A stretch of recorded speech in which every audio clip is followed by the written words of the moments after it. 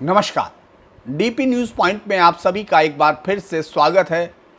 प्रधानमंत्री नरेंद्र मोदी फिर से आने वाले चुनाव में बीजेपी की सबसे बड़ी उम्मीद दिख रहे हैं।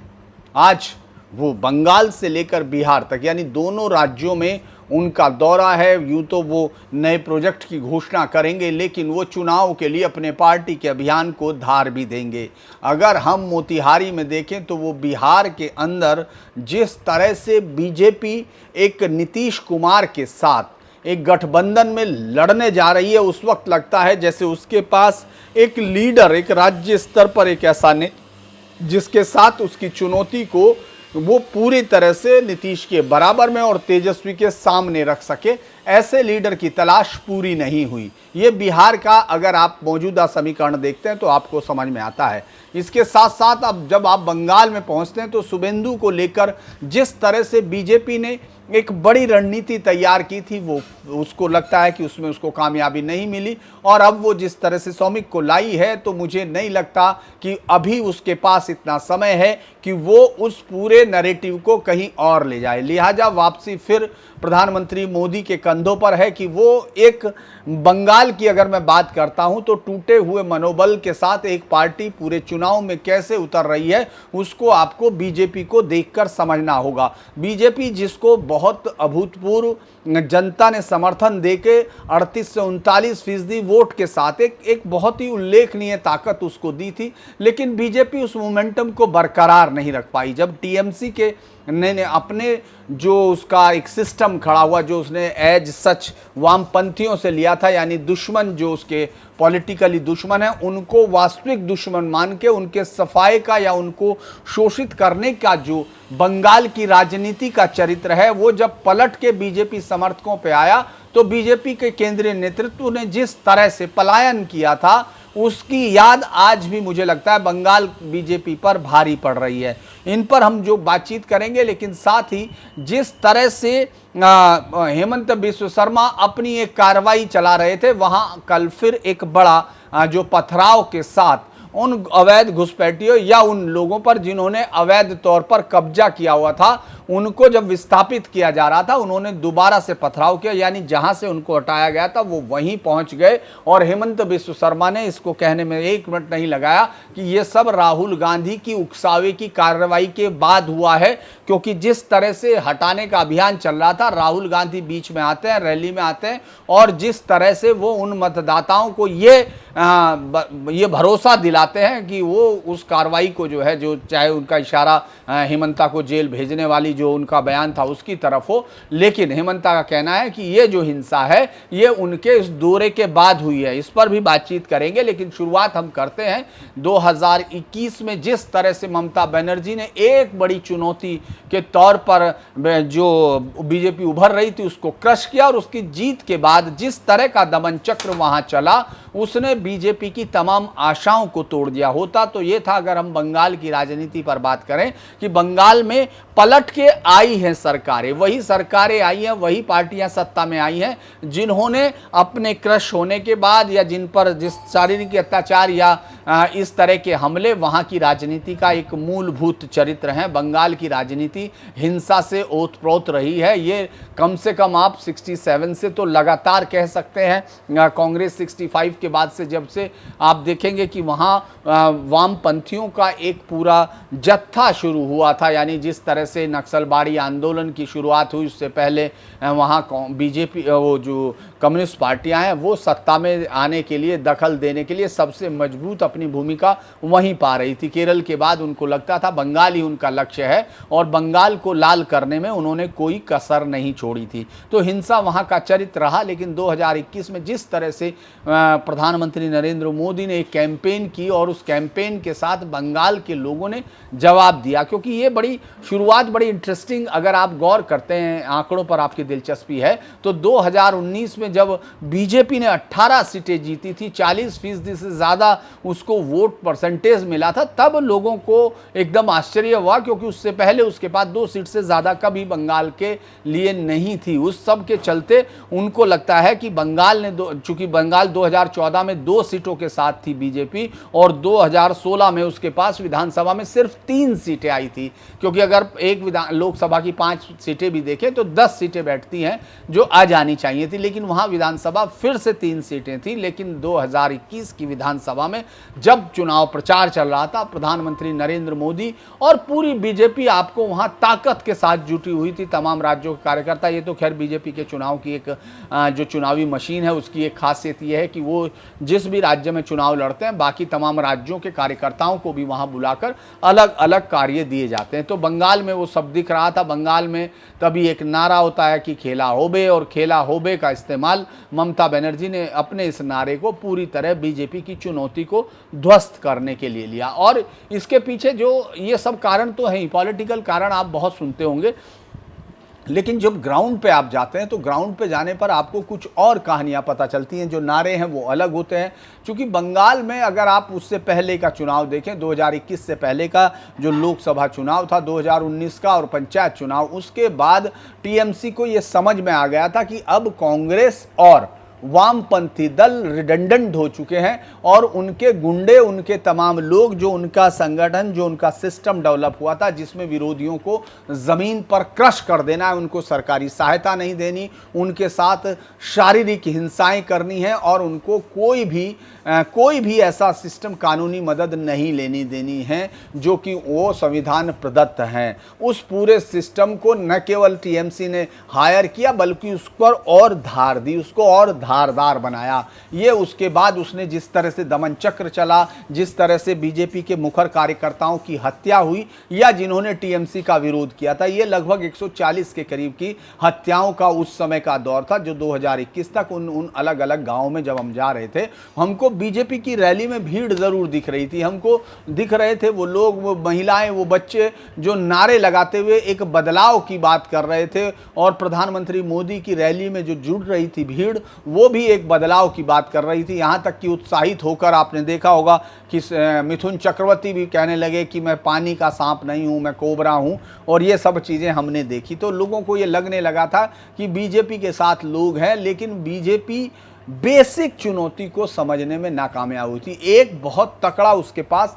नेताओं का जिस तरह का आना शुरू हुआ, तो वो वहां के कार्यकर्ताओं को, जो बीजेपी के कार्यकर्ता लंबे समय से, चूंकि बीजेपी के परमानेंट कार्यकर्ता तो नहीं थे, ये कहना अलग बात है कि श्यामा प्रसाद मुखर्जी जो थे वो वहीं से थे, अगर बंगाल से अगर उसको देखें तो, लेकिन उसके बावजूद उस पार्टी की वहां जड़ें 60 से कोई भी वहां उस विचारधारा का कोई भी वहां आपको चिन्ह उस तरह नहीं दिखाई देता था जिस तरह से श्यामा प्रसाद मुखर्जी का घर होने की वजह से होना चाहिए था। तो अगर हम उसको देखते हैं तो बीजेपी में जब वो शिफ्टिंग शुरू हुई, उन नेताओं की शुरू हुई जिनको बीजेपी ने सरेआम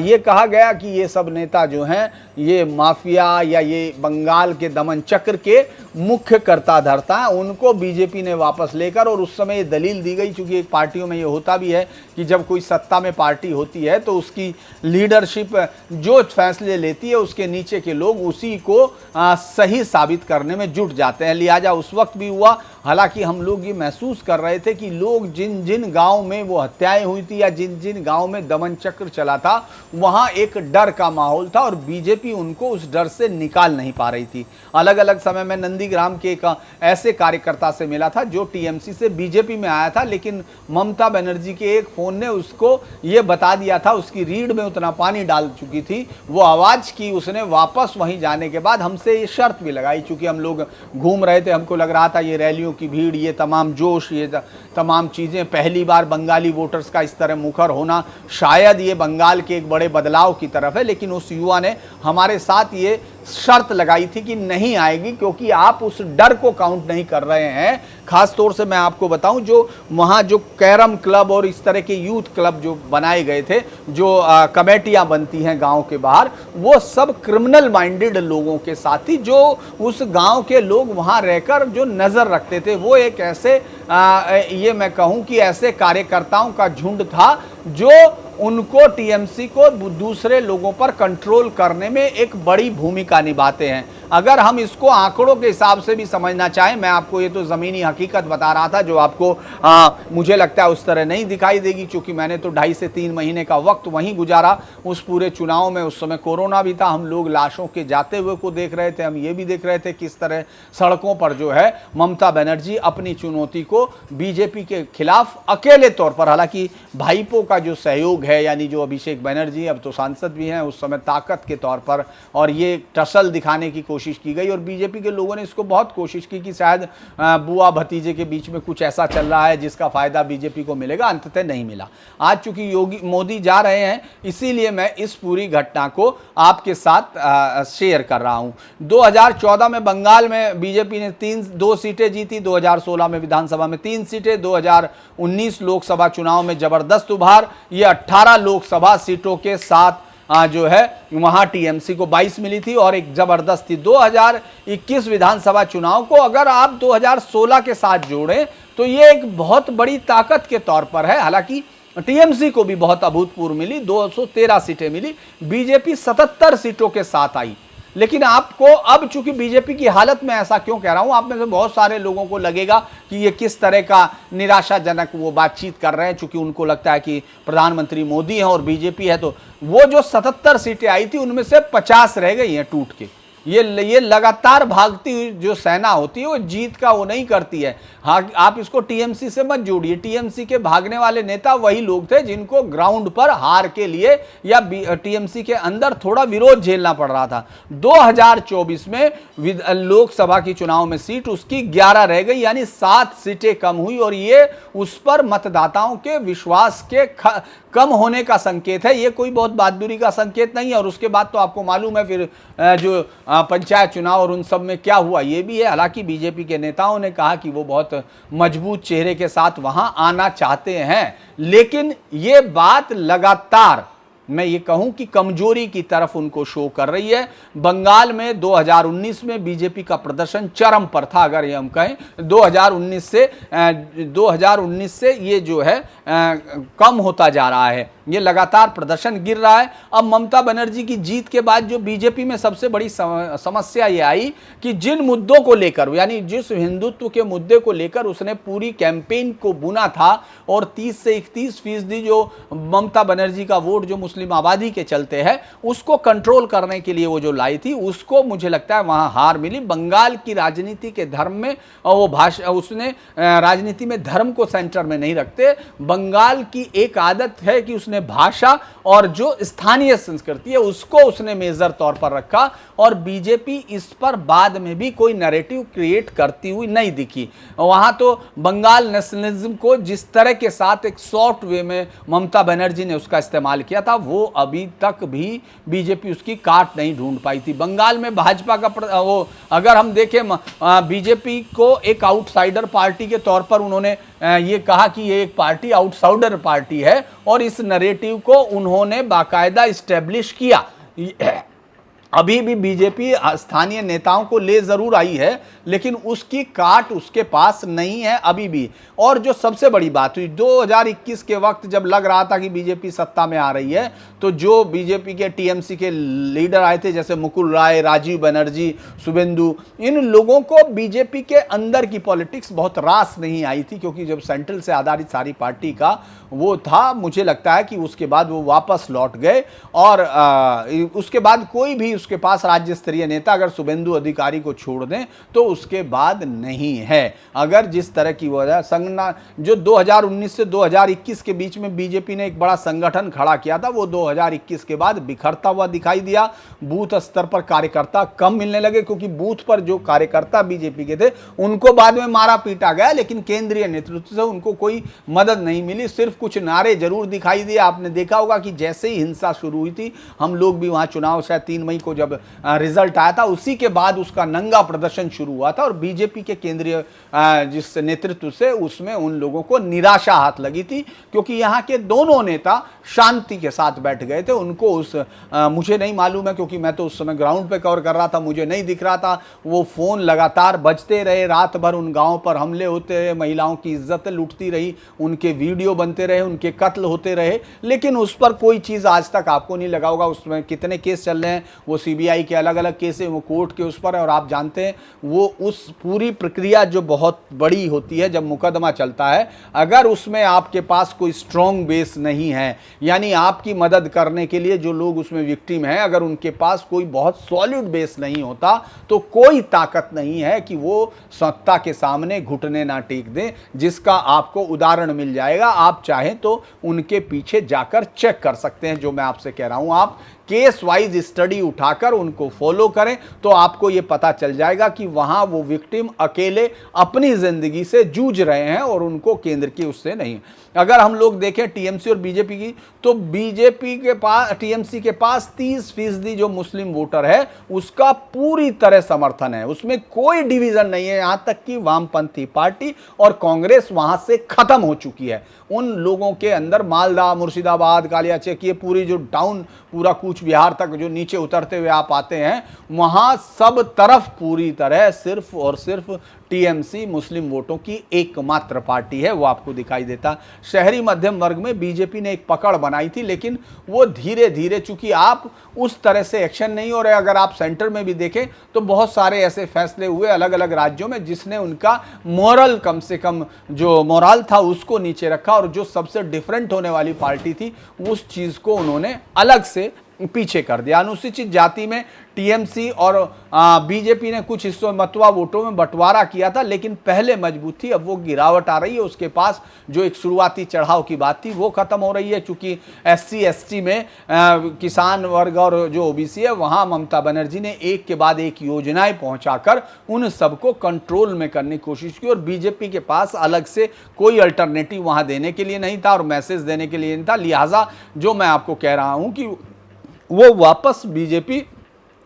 प्रधानमंत्री मोदी के चेहरे, मोदी के करिश्मे और मोदी पर डिपेंड हो गई, यानी उसके पास कोई चीज़ नहीं था। और जो बीजेपी बहुत ज़बरदस्त तरीके से मुस्लिम, महिला, ग्रामीण तबके में पीछे है, तो ये एक बड़ा कारण हो सकता है। और टीएमसी की अगर हम लोग योजनाएं देखें जो उन्होंने उसके बाद चाहे, एक थी दुआरे सरकार योजना, यानी हर पंचायत स्तर पर सरकार को नागरिकों के घर भेजा गया, स्वास्थ्य, शिक्षा, राशन, छात्रवृत्ति जैसी योजनाएं सीधी जनता तक पहुंचाने की कोशिश की गई। और बीजेपी की अगर प्रधानमंत्री की अपील देखते हैं तो यही सबसे बड़ी अपील है। टीएमसी ने उस कमी को दूर करने की कोशिश की। एक उसने मुस्लिम तुष्टीकरण को तो सबसे ताकतवर बनाया ही, इसके साथ साथ चूंकि बंगाल के अंदर की गरीबी को आप वहीं जाके महसूस कर सकते हैं, सिर्फ आंकड़ों या कागजों में। जिस तरह से दिल्ली के वातानुकूलित कमरों में बैठे हुए नेता हैं या उनके अफसर हैं, वो ब्यूरोक्रेट जो उसके आंकड़ों से ऊपर नीचे करते हैं, उसको आप वहां जाए बिना नहीं समझ सकते। महिला जो वोट बैंक है उस पर पिछली बार ममता बनर्जी ने अगर किसी तरह से सबसे ज्यादा बीजेपी को नुकसान पहुंचाया था तो महिला वोट बैंक उनके साथ इंटैक्ट था, और उन्होंने लक्ष्मी भंडार जैसी योजनाओं से महिलाओं को अपने साथ जोड़ा है। बंगाली प्राइड कार्ड, ये ममता बनर्जी का ऐसा कार्ड है जो अब तक लगातार चल रहा है। वो हिंदी बेल्ट पर हमला करती हैं। अभी आपने देखा उन्होंने बीजेपी शासित राज्यों को बंगाली भाषियों के खिलाफ बता दिया। एक पूरा मार्च, बारिश में भीगता हुआ मार्च जरूर था, लेकिन वो वोटों को कड़कड़ा के टीएमसी की झोली में डालने की कोशिश है। इसके अलावा खेला होबे, जय बांग्ला, जय मां दुर्गा जैसे नारे उन्होंने बीजेपी के खिलाफ गढ़े थे। वो उस तरह के नारे केंद्रीय स्तर पर पूरी, अगर आप देखेंगे बीजेपी की पूरी स्थानीय इकाई पूरी तरह दिल्ली से गवर्न हो रही थी। स्थानीय नेताओं को वहां कोई भी उस तरह की छूट नहीं है। अमित शाह, जेपी नड्डा, योगी आदित्यनाथ, मोदी, यही सब जो है इन्हीं की रैलियां थी, इन्हीं के ज्ञान थे, इन्हीं के चर्चे थे। लिहाजा वो अपने अपने राज्यों में जब व्यस्त हुए तो वहां वो पूरा का पूरा मोमेंटम आपको दिखना बंद हो गया। और बहुत सारी चीजें थी, ममता बानो या जिस तरह ये नारे लोग कहते हैं उनका असर नहीं हुआ। लेकिन उनका वोट बैंक पर था। और बंगाल का टेलीविजन प्रिंट मीडिया में बीजेपी को जिस तरह से पोर्ट्रे किया जाता है, बीजेपी की दिक्कत यह है कि उसके पास एक पैरेलल इंटेलेक्ट का एक बहुत बड़ा जमावड़ा नहीं, अगर है भी तो उसके जो दोयम दर्जे के नेता हैं वो उन सबको कंट्रोल करते हैं। आप उसको देखेंगे कि वहाँ का जो प्रवक्ताओं को अगर आप बात करते देखते हैं तो आपको ये मालूम हो जाता है कि आखिर बीजेपी के पास क्या चीज़ है। अगर हम लोग बीजेपी के वोट 2019 की तरफ देखें तो 40% का लोकसभा में वोट बैंक था, 2021 में 38 से आया, फिर भी बहुमत नहीं, और 2024 में ये 33% पर आ गया। तो ये जो रणनीतिक विफलता है मुझे लगता है कि वो फिर प्रधानमंत्री मोदी की तरफ है। अब हम देखते हैं कि वो क्या उसमें जोड़ पाते हैं, क्या घटा पाते हैं, और यही सब 2026 के चुनाव को तय करेगा, क्योंकि ममता ने अपने मुद्दे साफ कर दिए हैं। बीजेपी को अभी नए कोई मुद्दे ढूंढने होंगे जो उसको मुझे लगता है अभी विफल दिख रही है, क्योंकि वही एक नारा है और उसके लिए उसके मौजूदा कार्यकर्ता उतने उत्साहित नहीं है, क्योंकि वो उसके परिणाम उनके लिए भुगत चुके जिसमें सेंटर से उनको सहयोग नहीं मिला था। अब हम चलते हैं, प्रधानमंत्री की एक दूसरी रैली होगी, पूर्वी चंपारण के मोतिहारी में होगी, और ये एक बहुत बड़ी रैली हो। चाहते हैं कि वोटरों को केंद्र सरकार की विकास पहल से जोड़ दें, यानी बीजेपी वहां विकास की कहानी सुनना चाहती है। लेकिन अगर मैं प्रैक्टिकल बात आपसे करता हूं, चूंकि जन सुराज यात्रा की भी शुरुआत हो रही है, बहुत सारे लोग वहां पहुंच रहे हैं, और ये लग रहा है कि साहब ये अगर वो, वैसे तो मुझे नहीं लगता कि उनकी कुछ यात्रा या उनकी उस पार्टी के चुनाव का कोई असर होगा। हम एक ऐसी पार्टी देखेंगे जिसके सबसे ज़्यादा जमानतें जब्त होंगी, जिसके सबसे ज़्यादा बड़े बोल होंगे, वो सब आपको जन सुराज पार्टी से दिखेगा, जिसके नेता, जिसके विधायक, जिसके कार्यकर्ता, तमाम लोग सबसे बड़े बोलों के साथ मुझे लगता है कि मीडिया की सनसनी या स्केच लाइन या हेडलाइंस लेने की कोशिश करेंगे, तो वो होगा। लेकिन वहाँ मोतिहारी में वो देखते हैं, ये मोदी का 53वां बिहार दौरा है, 2025 में उनकी ये 6ठी यात्रा है, जो ये बताती है कि अब तक वहाँ कम से कम उनके पास कोई भी स्थानीय नेतृत्व इस तरह का नहीं है जो उनको जेडीयू के नीतीश कुमार, जिनकी स्थिति जो स्वास्थ्य है उसको लेकर सवाल किए जा रहे हैं, या फिर तेजस्वी, जो इस समय प्रधानमंत्री माफ कीजिएगा मुख्यमंत्री पद के लिए अपने आप को सबसे आगे रख रहे हैं। और वो जो सर्वे हैं वो भी ये बताते हैं कि वो सबसे बड़ी संख्या में उनको लोग मुख्यमंत्री पद का पहला उम्मीदवार मानते हैं। तो अगर इनके पास आपके सामने आता है, आप सम्राट चौधरी को देखते हैं जिसकी कोई ग्राउंड वो नहीं आपको दिखाई देती, आप विजय सिन्हा को देखते हैं उप मुख्यमंत्री, जो मुझे लगता है कि शायद ही कोई मध्य बाहर का कोई आदमी पटना के शहर के क्षेत्र को ख़त्म होते ही उनको जानने के बारे में शायद ही बता पाए कि उनका राजनीतिक वो क्या है। इसके अलावा नित्यानंद राय हैं, गृह राज्य मंत्री, एक बहुत ताकतवर चेहरा दिख रहे हैं, लेकिन वो भी एक अपने उजियारपुर या उसके आसपास सिमटे हुए हैं, और केंद्रीय भूमिका के बाद राज्य स्तर के उसमें कम उनकी भूमिका दिखाई देती है। तो ये अगर हम देखें तो, और चूंकि पूर्वी चंपारण की 12 विधानसभा में से ये जो 3 सीटें जो हैं उस पर फोकस रखने के लिए कोशिश है, लेकिन क्या वाकई जब कानून व्यवस्था इस तरह डूब रही हो, आप अगर बिहार के उस कानून व्यवस्था को मौजूदा समय में देखते हैं, जिस तरह का कत्ल कल आपने देखा, इस तरह का कत्ल मुंबई फिल्मों में ही दिखाया जाता है, बहुत कम राज्यों में होता है। आखिर ये हुआ क्यों है, इस पर मैं आप लोगों के साथ चर्चा जरूर करूंगा, लेकिन धीरेन्द्र डायलॉग पर मैं कानून व्यवस्था की स्थिति पर आज 12 बजे लाइव में इस पर बात करूंगा कि आखिर जो पुराना वो था और क्यों योगी की तरह सफल नहीं हो पाए, नीतीश कुमार कहाँ कमी रह गई कि वो जिस तरह से जब उनको सुशासन बाबू से आज एक ऐसे निराश वयोवृद्ध राजनीति के तौर पर है जो सिर्फ जातीय समीकरण के हिसाब से सिर्फ अपने आप को सत्ता में किसी तरह बचाए हुए है। वो सत्ता का जो हनक या सत्ता का जो एक नैतिक अधिकार होता है वो इस तरह की घटनाएं कमजोर करती हैं। और आज की डेट में अगर हम देखें तो वो भी ये बताने की स्थिति में, तेजस्वी खुद ये बता रहे हैं कि साहब ये कानून व्यवस्था की फेलियर है। तो आप इसको समझ सकते हैं कि ये नैरेटिव 2005 के बाद से अब तक कितना नीचे जा चुका। और इस बार तो मुझे लगता है कि बीजेपी के पास ये बताने के लिए शायद सिर्फ वो जातीय समीकरणों के सहारे अपने आप को बिहार में बचाए रखना चाहती है, या वहां क्योंकि जो विकास की कहानी है जो है वो मुझे लगता है अतीत की बातें हो चुकी, जो किताब से निकाल कर बार बार दिखाना चाहती है। अगर हम लोग इसमें देखें तो ये सब मैं विकास की घोषणाओं पर आपको ज़्यादा नहीं ले जाऊंगा, क्योंकि बिहार में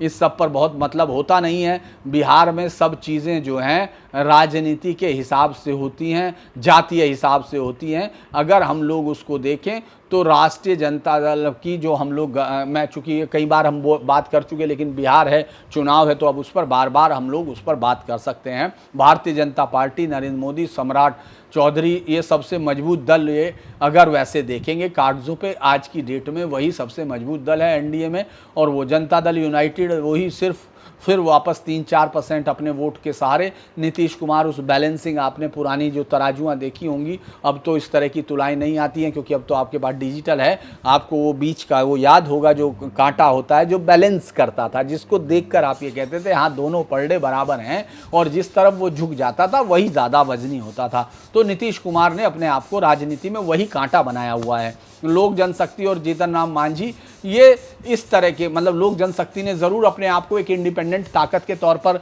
चूंकि जो दलित वोटर, उसमें भी जो पासवान वोटर है, उसके एकमात्र वोट के जो सबसे बड़े हिस्सेदार हैं वो चिराग पासवान है, उनको लेकर चल ही रहा है। तो अब जो अगर हम देखें तो जेडीयू के मुकाबले बीजेपी है तो अच्छी स्थिति में, लेकिन क्या ये उसके सामने स्थिति होती है? और महागठबंधन में तेजस्वी यादव एक तरफा पूरी तरह से, अगर मैं ये कहूँ कि वो वहाँ के एकमात्र वो हैं जिसको विजयी या कोई दूसरा, उस पर कोई अभी तक बीजेपी में तो ये तय नहीं हुआ कि कौन वहाँ आएगा, कौन जीतेगा, लेकिन वहाँ साफ तौर पर तय है कि अगर कोई जीतेगा तो सिर्फ और सिर्फ तेजस्वी मुख्यमंत्री बनेंगे। ये सीधे तौर पर, इसमें कोई कन्फ्यूजन किसी को नहीं है। इसीलिए ये कह सकते हैं कि तेजस्वी वहाँ एक चेहरा बन चुके, जबकि बीजेपी के पास ये दिक्कत लगातार है। जो अभी तक उन्होंने ये कोशिश की है, अगर मैं ये कहूँ कि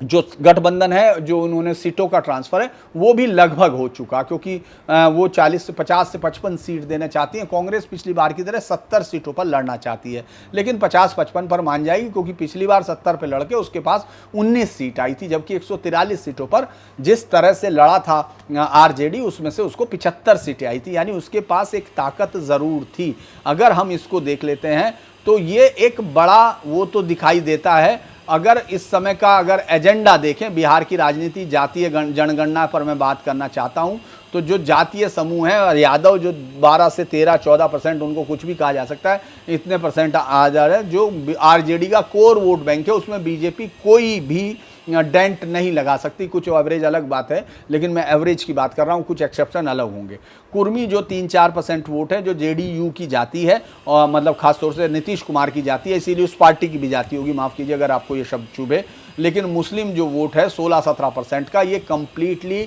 आरजेडी के साथ खड़ा, यानी आप अगर इसको ऐसे चढ़ें तो 30% वोट बैंक के साथ आरजेडी आगे की लड़ाई लड़ना चाहती है। आरजेडी अब अपने साथ, चूंकि जिस तरह पशुपति पारस हैं या दूसरे लोग हैं, उनको जोड़कर वो ये चाहती है कि इसको थोड़ा सा अपना वोट बैंक बढ़ा सके। असली लड़ाई 10-20% जो बीजेपी के पास इस समय है, हम क्योंकि और उसके पास हम भी है और साथ में चिराग पासवान भी है, लिहाजा बड़ा हिस्सा उनको लगता है उनके साथ है। आरजेडी इस पर पकड़ बनाने की अपने लोगों को, जो ईबीई है, जो ईबीसी है, यानी इकोनॉमिकली बैकवर्ड जो कास्ट है, वो सबसे बड़ी जो 35% के पास है, वो जेडीयू और बीजेपी के पास। यही वो ताकत है जो बीजेपी को अभी इस चुनाव में सेल करा रही, नहीं तो कानून व्यवस्था और बाकी तमाम चीज़ें, यहाँ तक कि विकास की योजनाएं रुकी हुई, और एक ऐसा मुख्यमंत्री जो अब मंच पर अजीबोगरीब हरकतें करता हुआ पाया जाता है। तो उसको लेकर मुझे लगता है कि ये जो जातीय समीकरण है, यही एक बड़ा कारण है। हालांकि अब बीजेपी कोशिश कर रही है महादलित वर्गों को, और आरजेडी अब एमवाई समीकरण से आगे जाना चाहती है, यानी कुल मिला के 35% जो 33% जो ईबीसी है उस पर ये चलता है। इस पूरे मुद्दे में अगर आपसे कहा जाए कि आप बिहार में किस चीज़ को मुद्दा मानते हैं, तो नरेंद्र मोदी बीजेपी के पास मुद्दा है, वही राष्ट्रीय लोकप्रियता है, वही आपका एजेंडा है, वही विकास और वही राष्ट्रवाद। इसके अलावा बीजेपी वहाँ कोई लीडर का चेहरा नहीं दे सकती है, वैसे भी नहीं देती, जैसे दिल्ली का भी आप उदाहरण ले सकते हैं। लेकिन चूंकि लगातार आप वहां सत्ता में उनके साथ हैं, आपके साथ जो जेडीयू है वो सत्ता में है, तो एंटी इनकम्बेंसी का जवाब आपको किसी नई स्टाइल के साथ देना होता है, जो मुझे नहीं लगता कि बीजेपी वहां देने में है। सम्राट चौधरी जो है ना, सम्राट चौधरी जिस तरह से जातीय समीकरणों में वो उनको देखें तो वो बस कुछ ही मुझे लगता है, हालांकि लोग लिखते हैं कि वो बहुत ज़्यादा है, लेकिन मुझे लगता है कि आज भी मोदी फैक्टर ही बीजेपी की उसका चार है और नीतीश के बार बार पाला बदलने से उसकी विश्वसनीयता प्रभावित हो रही है। तेजस्वी दरअसल रोजगार बनाम राम का जो नारा इकट्ठा कर रहे हैं, हो सकता है वो बीजेपी उसको अपने साथ लिखे। मुझे लगता है कि मैं इस पर बहुत ज़्यादा है और मैं चाह रहा था कि मैं आपको ये बताऊं कि तेजस्वी की स्थिति क्या है, तेजस्वी के पास क्या हक हो सकता है, लेकिन अब ये काफ़ी बड़ा हो रहा है। अब एक वापस चलते हैं हेमंता विश्व शर्मा, चूंकि असम का वो चुनाव है जो बहुत इंटरेस्टिंग चुनाव है। हेमंता ने आरोप लगाया है कि राहुल गांधी आए, वो जो क्योंकि कल फिर वहाँ ग्वालपारा में जो जगह थी जहाँ से खाली कराया गया था, वहां से उन लोगों ने वापस बसने की कोशिश की। ये एक बड़ी मतलब राज्य सरकार के खिलाफ एक बड़ा विद्रोह की तरह देखा जा सकता है कि साहब जिनसे आपको खाली करा गया आप वहां जबरदस्ती वापस जाना चाहते हैं। वहां उन्होंने पथराव किया, पुलिस बल के पर अटैक किया और उसके बाद गोलीबारी में एक की मौत हो गई, एक कुछ घायल होने की खबर है, लेकिन इस मौत ने वहां फिर सवाल कर दिया और हेमंता ने तुरंत एकदम आरोप लगाया कि राहुल गांधी आए थे और उन्होंने सीधे अनुयायियों को अपने जंगल की जमीन पर कब्जा करने के लिए दिया। उनकी इस उकसावे की वजह से इस कठोर कार्रवाई को करना पड़ा और ये क्योंकि इससे एक बड़ा टकराव हुआ। उनका कहना था कि राहुल की उत्तेजित बातचीत ने अवैध अतिक्रमण करने वालों को प्रोत्साहित की दिया, जिससे पुलिस और वन अमले के साथ हिंसक वो वारदात हुई। इसे वो जो कह रहे हैं राहुल गांधी के विनाशकारी विरासत है पद चिन्हों की, और इसमें 21 पुलिस वाले घायल हुए हैं। पुलिस को फायरिंग करनी पड़ी, एक आक्रमणकारी को गोली मारनी पड़ी। चूंकि हेमंता ने कहा कि राहुल जो है ये उन वोटर्स को इकट्ठा करना चाहते हैं जो जमीन गिरोह और उन सब के साथ खड़ा हो। तो ये राहुल को कहा कि अवैध अतिक्रमण करने वालों को प्रोत्साहन देने वाला खानदान है, ये जीवन और शांति का सीधा खतरा बन गया। उन्होंने कहा कि अगर राहुल गांधी या खड़गे की कोई भाषण हिंसा उकसाने वाली पाई गई तो पुलिस सख्त कार्रवाई कराई। ये वो उसका जवाब है जो राहुल गांधी ने, आपको याद होगा, कहा था कि वो राजा की तरह राज करते हैं और उनको जेल में भेजेगी। इसीलिए मुझे लगता है कि ये जो है एक बड़ी लड़ाई हुई है।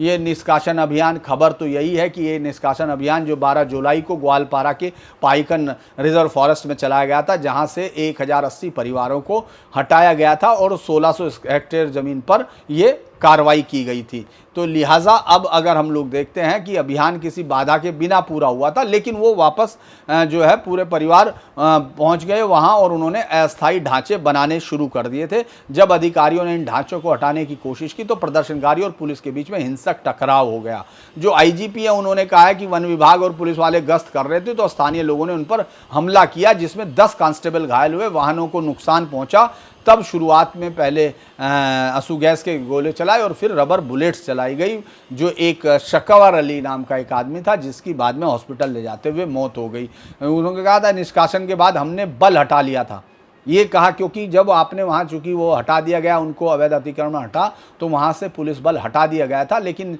वो जो है वो लोग तुरंत वहाँ पहुँच गए और अब यहाँ स्थानीय अधिकारियों ने कहा कि यहाँ रखना पड़ेगा। ये पिछले कुछ सालों में हुई सबसे बड़ी जो अवैध अतिक्रमण हटाने की कार्रवाई है। तो मुझे लगता है कि 2021 के बाद चूंकि जिस तरह से चला था, अब तक मुझे 3000 से अधिक हेक्टेयर भूमि से अतिक्रमण हटाया है। 19,000 परिवारों को अब तक जो इन्होंने अवैध कब्जे किए हुए थे उनको हटाया था। तो ये जो राहुल गांधी और हेमंता विश्व शर्मा की है, ये लंबे समय तक मुझे लगता है जारी रहेगी। आप सब लोगों से अनुरोध है कि हम ठीक 12 बजे एक लाइव करेंगे जो कानून व्यवस्था और उसको लेकर होगा। ये जो है अब हम लोग इसको कर रहे हैं, कोशिश कर रहे थे कि उसको लाइव पर आएँ और बिहार की जो मौजूदा कानूनी व्यवस्था है उस पर चर्चा करें और साथ ही बाकी सब कर। आपसे अनुरोध है कि इस वीडियो को लाइक कीजिए, सब्सक्राइब कीजिए और शेयर कीजिए। और नमस्कार।